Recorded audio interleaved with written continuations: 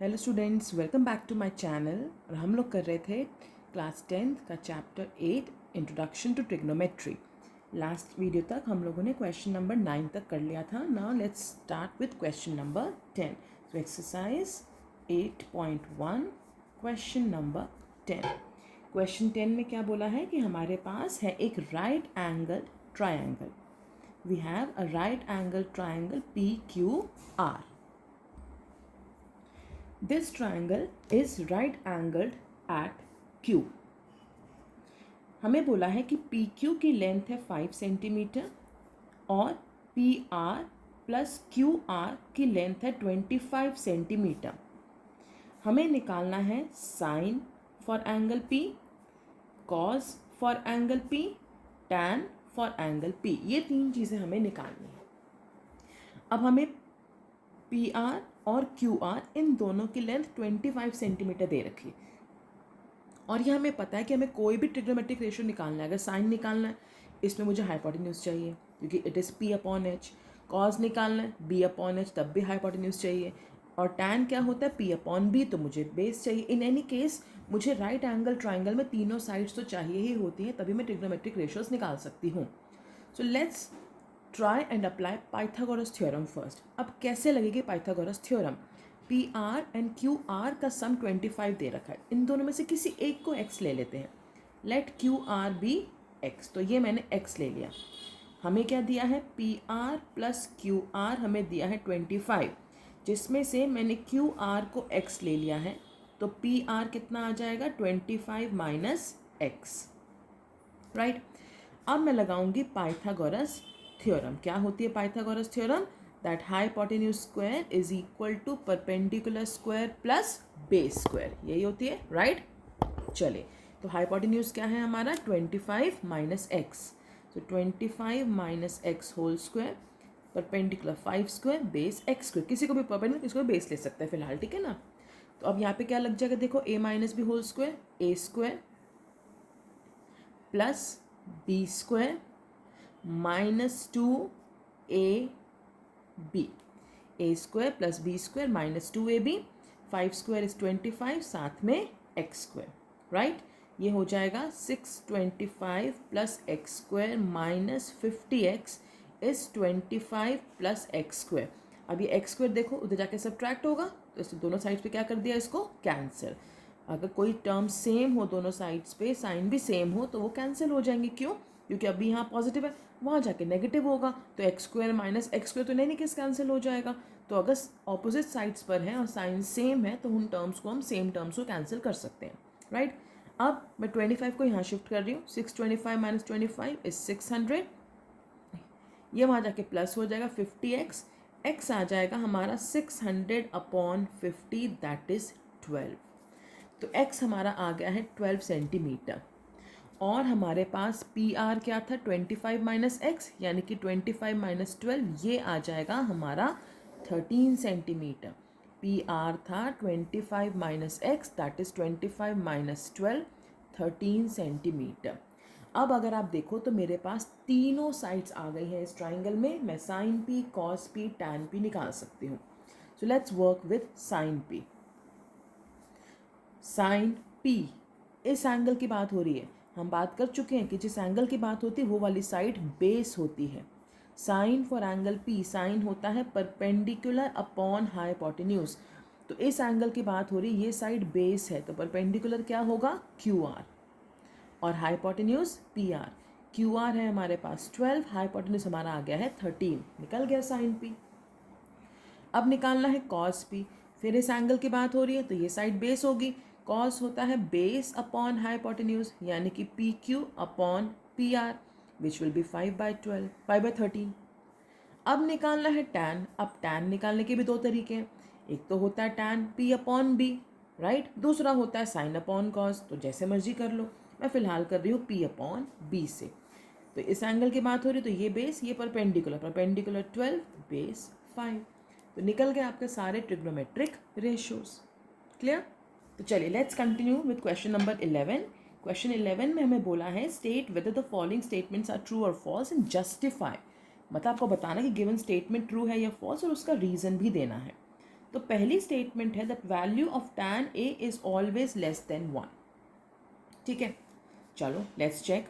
तो हमारे पास हैं ये दो right angle triangles ABC, ABC। ठीक है ना, मैंने एक बार इस साइड को 4 लिया है, इसको 3, यहाँ पे इस साइड को 3 लिया है, इसको 4। अब let's check and find the value for tan। tan क्या होता है? tan is always ratio of perpendicular and base. तो अगर मैं एंगल A की बात कर रही हूँ तो ये साइड बेस होगी, ये परपेंडिकुलर। तो इस ट्राइंगल में tan A क्या आ जाएगा? Perpendicular 4 upon base 3। इस ट्राइंगल की बात करें अगर, तो इस एंगल की बात हो रही है, ये बेस, ये परपेंडिकुलर, तो tan A क्या आ जाएगा? Perpendicular 3 upon base 4। यहाँ 4/3 आया है, ऑब्वियसली डिवाइड करेंगे तो 1.3 समथिंग आएगा। यहाँ 3/4 है, डिवाइड करेंगे तो 0.75 आएगा। तो इस केस में हमारा tan A मोर देन 1 आ रहा है, इस केस में हमारा tan A लेस देन 1 आ रहा है।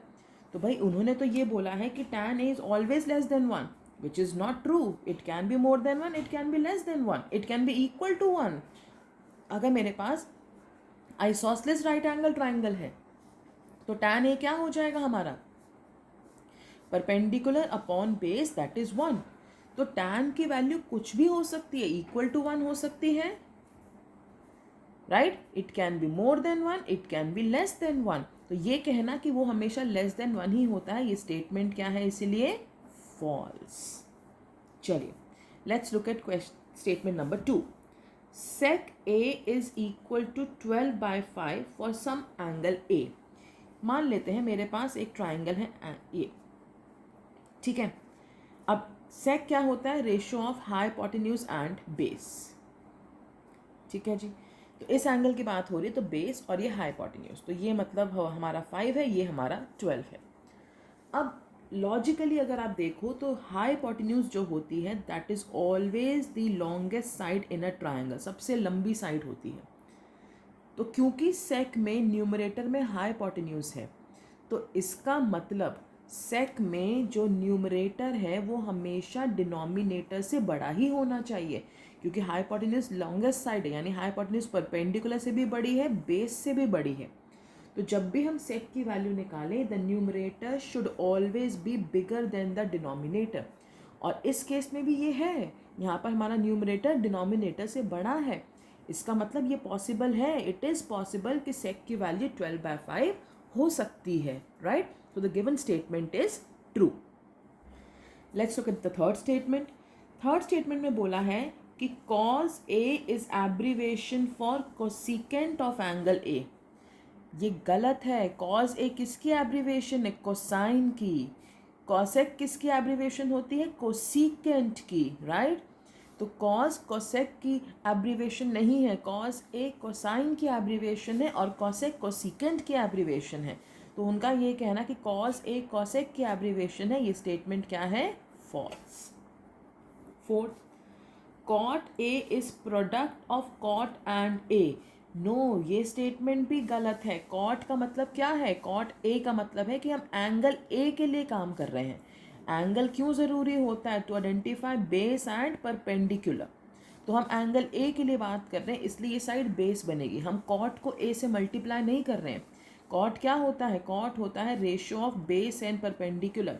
तो हम बेस और परपेंडिकुलर का रेशियो निकाल रहे हैं, keeping in mind angle A, क्योंकि उसी एंगल पे डिपेंड करती है हमारी बेस।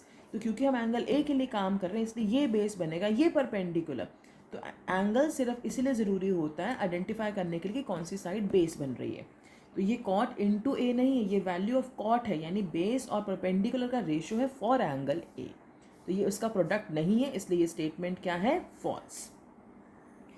लास्ट हमें दिया है sine theta is 4/3 for some angle theta. Sine is always ratio of perpendicular and hypotenuse, and as we know that hypotenuse सबसे लंबी साइड होती है ट्राइंगल में, तो हाइपोटेन्यूज परपेंडिकुलर से भी बड़ी होगी, हाइपोटेन्यूज बेस से भी बड़ी होगी। अब क्योंकि sine is perpendicular upon hypotenuse, यानी लंबी वाली साइड नीचे है, डिनोमिनेटर में है। So let's take an example. मान लेते हैं ये 3 है, ये 4 है, ये 5 है। अगर मैं इस एंगल के लिए निकाल रही हूँ साइन, तो परपेंडिकुलर अपॉन हाइपोटेन्यूज क्या आ जाएगा? 4/5। इस एंगल के निकाल लूँगी तो 3/5। मतलब ये कि साइन में जो डिनोमिनेटर है वो हमेशा बड़ा होगा, न्यूमरेटर कभी बड़ा हो ही नहीं सकता. वाई? बिकॉज न्यूमरेटर में तो परपेंडिकुलर है और डिनोमिनेटर में हाइपोटेन्यूज. हाइपोटेन्यूज सबसे लंबी साइड है और वो नीचे है, यानी साइन में डिनोमिनेटर हमेशा बड़ा होना चाहिए, न्यूमरेटर बड़ा नहीं हो सकता. इन्होंने दिया है साइन 4/3, लेकिन ये स्टेटमेंट क्या हो जाएगी? फॉल्स. चलिए, तो यहाँ खत्म होती है हमारी first exercise and we'll start with the second exercise from the next video. Till then, practice this, revise this, and send me your doubts and comments